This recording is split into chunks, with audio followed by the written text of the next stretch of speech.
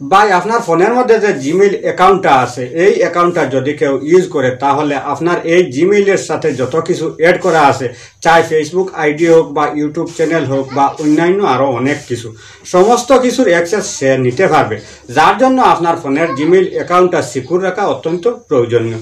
তো ভাই আপনার ফোনের জিমেইলটা যদি আপনার অজান্তে কেউ ইউজ করে থাকে তাহলে সেটা আপনি বুঝবেন কিভাবে অথবা দেখবেন কিভাবে, আর যদি কেউ ইউজ করে থাকে তাহলে আপনার ডিভাইস দিয়ে তাহার ডিভাইস থেকে কিভাবে লগ আউট করবেন সমস্ত ইনফরমেশন আমার এই ভিডিওর মধ্যে দেখিয়ে দেব। তাই ভিডিওটা খুব ইম্পর্টেন্ট, ভিডিওটা না টেনে শেষ পর্যন্ত কন্টিনিউ করবেন।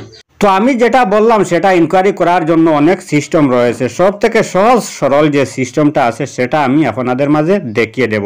তো সর্বপ্রথমে আপনার ফোনের যে এই গুগল প্লে স্টোর আছে এই প্লে স্টোরটা আপনি ওপেন করবেন। তো গুগল প্লে স্টোর ওপেন করার পর উপরে এখানে দেখতেছেন একটা জিমেইলের লোগো রয়েছে, এই লোগোটার মধ্যে আপনি ক্লিক করবেন।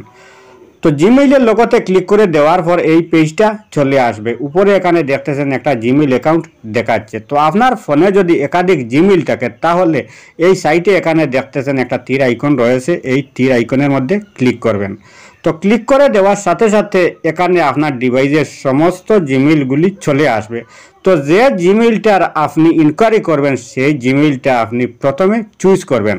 তো চুজ করার পর উপরে এখানে দেখতেছেন লেখা রয়েছে গুগল অ্যাকাউন্ট, এই গুগল অ্যাকাউন্টের মধ্যে আপনি ক্লিক করবেন।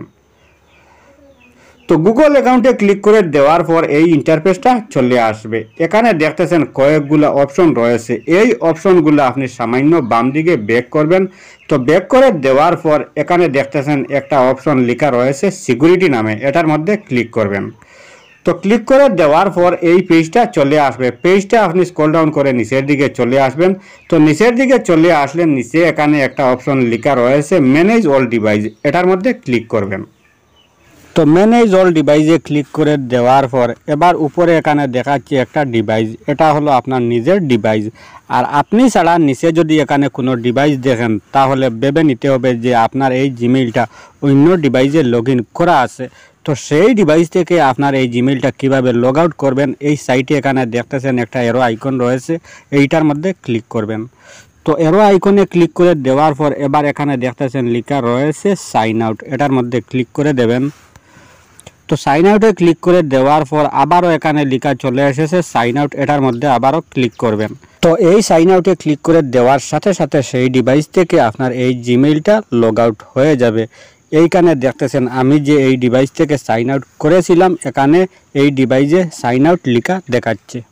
তো ভাই আমার এই ভিডিওটা দেখে যদি আপনি সামান্য একটু হলেও উপকৃত হয়ে থাকেন তাহলে অবশ্যই আমার এই চ্যানেলটা সাবস্ক্রাইব করবেন, ভিডিওতে একটি লাইক দিবেন, ভিডিওটি শেয়ার করতে ভুলবেন না। আজকের মতো বিদায় নিচ্ছি, আবার দেখা হবে নতুন কোনো ভিডিও নিয়ে। সেই পর্যন্ত ভালো থাকুন, সুস্থ থাকুন।